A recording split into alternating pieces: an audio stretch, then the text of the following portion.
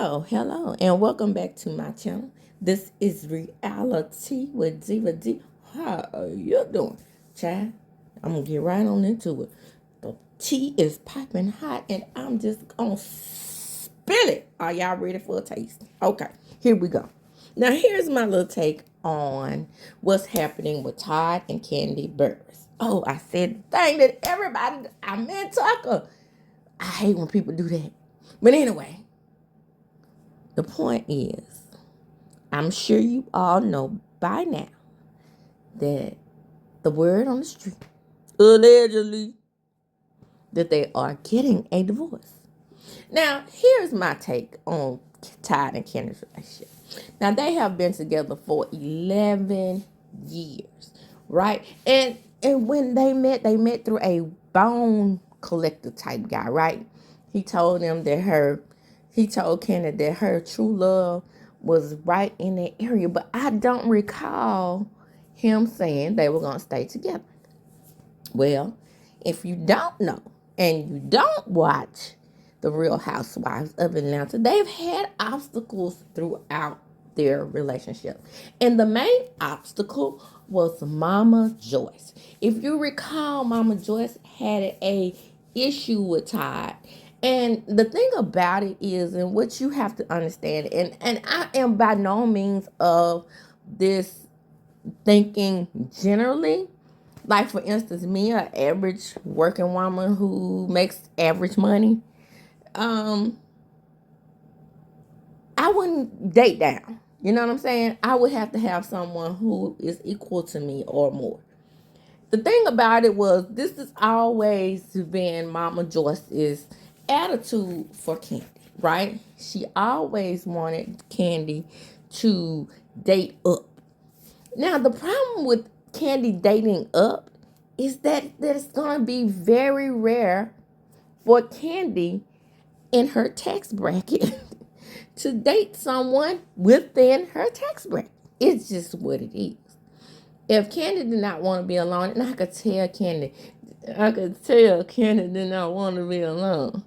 Candy is the type of woman that always needs to be with somebody. Okay, I'm trying to talk like her, but anyway, you know what I'm saying.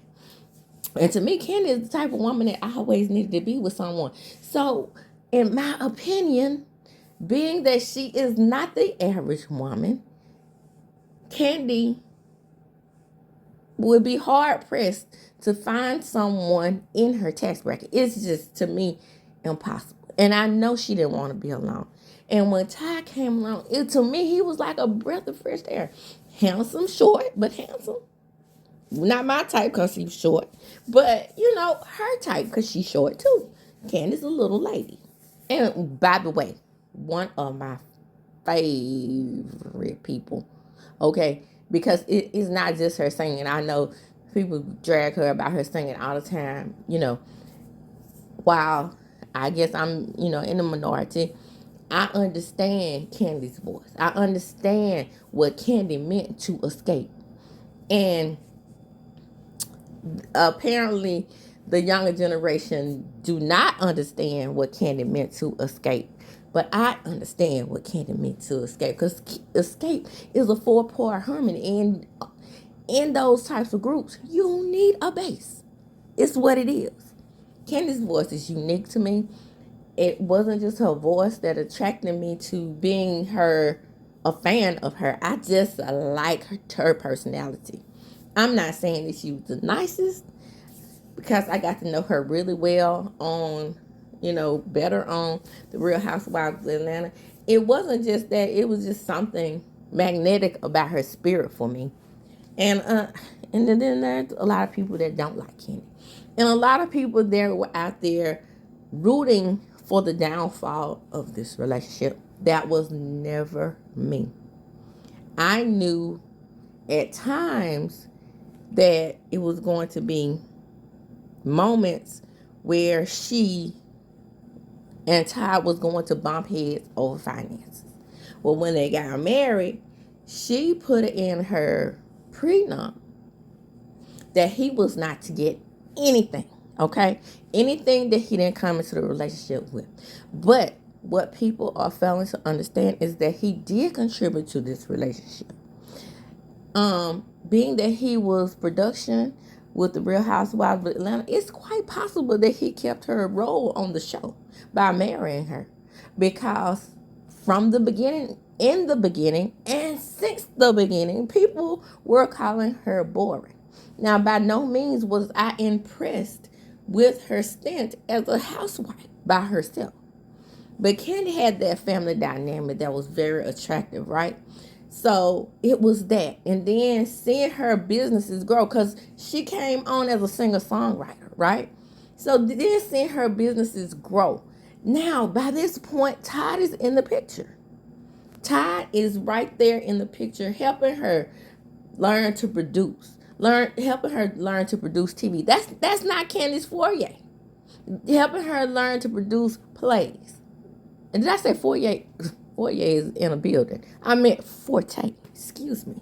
That's what I get for trying to speak French, Chad. But anyway, the point is, he poured into her in that way. And I don't care what these, including Mama Joyce, and what these women out there who says that he was just a gold digger or whatever they call men who come in for monies or whatever. We have to understand that he did contribute in that way. We all know Kandi had no TV producer credit, no play producer credit, none of that. All music. And so to me, they complemented each other. He is the ultimate person who came up with Kandi in the Game. And I'm pro-woman. So if he did something to my Kandi, then, albeit, let's hold him accountable. But we also have to understand that he did make his contribution to this relationship, in my opinion. In my opinion! Shout out to Tamara Judge. He made his contribution to the relationship as far as the producer credits go. And no, he never had the opportunity to gain money from this relationship within whatever she brought to the table. So when she brought the $35 million to the table that she was worth at the time, then no, he was not eligible to get any of those funds according to the prenup. But she did put a clause in that said whatever they gained within the marriage, he could have. So possibly he is eligible to get half equity in that home. That's within the marriage, right? All the cars after the marriage, including the one she bought for him, right? All of the investments, all of the monies from, well, they probably lost some money in Old Lady Gang, but his ideas with Old Lady Gang. So let's watch this play out. He's not all the way down for the count according to that prenup. She did put in there with whatever they had, in the marriage, they would split 50-50. Baby, when I tell you I was paying attention to that prenup, I probably wouldn't have married her ass with all that in there.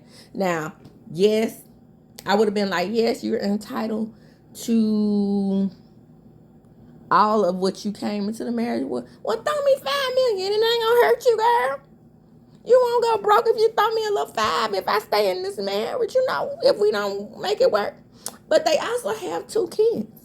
And Todd is the primary caregiver on the scene for these 2 kids. Remember Daddy Daycare?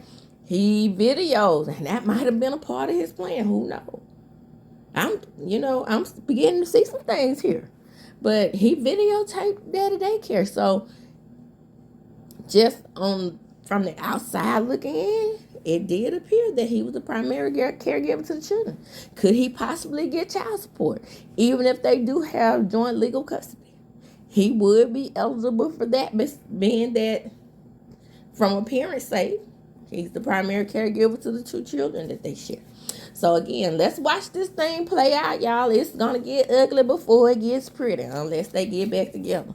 So come on in, like, comment, subscribe to my channel.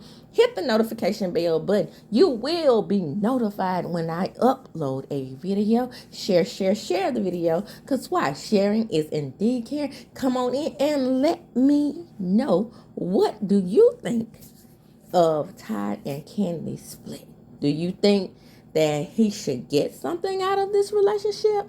And I'm talking about financially. Do you think that he should get full custody of the two kids they share? They are very minor children. Now, they do have separately a grown child each. But within the marriage, two children. So that's going to play a part in this divorce. So like I said, let's watch this thing play out. Again, come on in. Like, and when I say comment, tell me what you think. I want to know.